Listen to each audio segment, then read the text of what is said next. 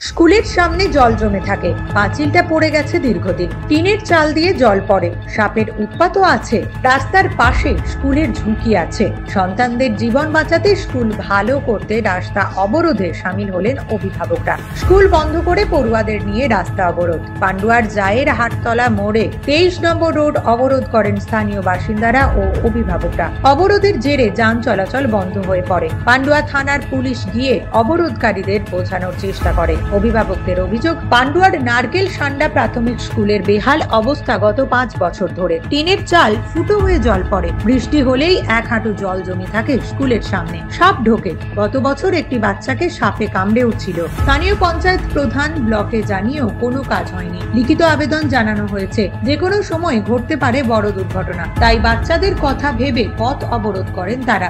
আজকে আমরা স্কুলের উন্নতির জন্য পথ অবরোধ করেছি। আমাদের স্কুলের অবস্থা খুব খারাপ, স্কুলের পাঁচিল পড়ে গেছে, স্কুলে 1 হাঁটু জল দাঁড়িয়ে আছে, স্কুলে মানে টিন ফুটো হয়ে ঘরে জল পড়ছে। এটা বছর 5 হলো, বছর 5 ধরে এইরকম। এর জন্য আমরা অনেক রকম মিটিং হয়েছে, স্কুলে অ্যাপ্লিকেশন জমা দেওয়া হয়েছে, সবই করেছি, লিখিত পাঠানো হয়েছে, গার্জেন কলেজ আমরা বহুবার জানানো হয়েছে। এর আগের বারেও ভিডিও এসেছিল, জয়েন্ট ভিডিও এসেছিল, দেখে গেছে, নিকাশি ব্যবস্থা করব বলে দিয়ে গেছিল, কিন্তু কোনো রকম ব্যবস্থা করেনি। আমরা চাই যে আমাদের স্কুলের দিয়ে পাঁচিল উঠুক, জল নিকাশি ব্যবস্থা হোক, আমাদের স্কুলের ঘরগুলো ঠিকভাবে মানে ব্যবস্থা করা হোক। অবরোধ করব আমাদের না কাজ চালালে। স্কুলের জন্য পাকা ড্রেন নেই, স্কুল নেই, স্কুলের পজিশন ভালো নেই, ছেলেমেয়েরা স্কুলে পড়তে পারছে না। চলছে আজকে প্রায় 3-4 বছর হচ্ছে, প্রধান কোনো কাজ করছে না। ভিডিও ম্যাডাম লিখে কাগজ ফেরত দিয়েছে, কাগজের কোনো দায়িত্ব নেই। প্রধান থাকার দরকার নেই, কোনো কাজের ছিঁড়ি নেই, ওরকম প্রধানেরও দরকার নেই। একটা কাগজ লিখলে যে পয়সা নেই, ওরকম প্রধানের দরকার নেই।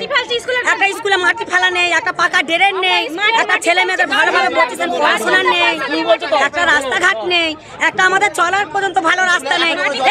প্রধান স্কুলের প্রধান শিক্ষক সুবীর দাস বলেন, গত বছর আগস্ট মাসে একই রকম ভাবে অভিভাবক আন্দোলন করেছিলেন। সেই সময় জয়েন্ট ভিডিও এসেছিলেন, লিখিতভাবে কি করা হবে সেই সিদ্ধান্ত নেওয়া হয়েছিল। তারপর কোনো কাজ হয়নি। স্কুলের জল নিকাশি নেই, এ কারণে জল জমে থাকে। রাস্তার পাশে স্কুল পাঁচিলটা ভেঙে পড়েছে, পাঁচিল দেওয়া দরকার। বাচ্চারা যখন তখন রাস্তায় চলে যায়। নিউজ স্কুলে অবরোধ করছে বলতে আমি ঠিক জানি না, গ্রামবাসীদের পক্ষ থেকে এবং গার্জেনরা আজকে বিদ্যালয়ে বাচ্চাদের নিয়ে আসেনি।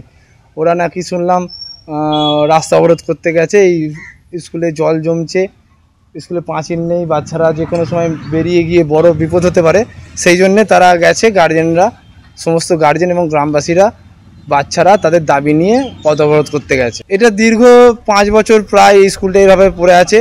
এরকম বর্ষাকাল হলেই সাপের উপদ্রব বাড়ে, এরকম বৃষ্টি জমে থাকে। এই তো এবছর তাও মাটি ফেলা হয়েছে, গ্রামবাসীরা এবং গার্জেনদের তরফ থেকে মাটি ফেলেছে।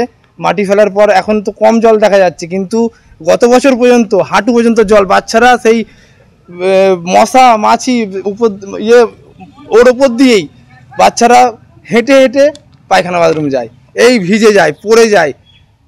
এবং কিছু বছর আগেই এই জল জমে এখানে কি হয়েছিল, একটা বাচ্চা এখানে সাপে কামড়ে মারা গিয়েছিল। এই বর্ষা হলেই জল জমে এবং মাঠের সমস্ত সাপ এই স্কুল বাউন্ডারিতে ঢুকে যাবে, বাউন্ডারিও ভালোভাবে নেই। আর মিড ডে মিলেরও অসুবিধা হয়, জল কাদাতে ব্যাং ফ্যাং উঠে চলে যায়, মিড ডে মিলের ঘরে ঢুকে পড়ছে। শিক্ষা দপ্তর বলতে আমাদের যে এসআই ঊর্ধ্বতন কর্তৃপক্ষ, SI office, sub inspector of school, তো ওনার অফিসে জানানো আছে, বিডিও অফিসে অনেকবার আমি জানিয়েছি, পঞ্চায়েতেও জানিয়েছি, তাদের সমস্ত রিসিভ কপি আমার কাছে আছে। আমি চাইছি এই ধরনের যে একটা দুরবস্থা হয়ে আছে স্কুলের, বাচ্চাদের যে কোনো মুহূর্তে বিপদ হতে পারে, সেই বিপদটা যেন না হয়। একটা পাঁচিলের ব্যবস্থা, একটা পাঁচিল হলে আর এই জল নিকাশির ব্যবস্থাটা যদি হয়ে যায়, তাহলে আমাদের বিদ্যালয়টা বেঁচে যায় এবং বাচ্চাদের এই যে কোনো সময় যে বিপদ, সেই বিপদের ভয়টাও কেটে যায়। আজ বাংলা, হুগলি। নিঃসন্তান হওয়ার কারণ স্বামী বা স্ত্রী যে কেউ হতে পারেন।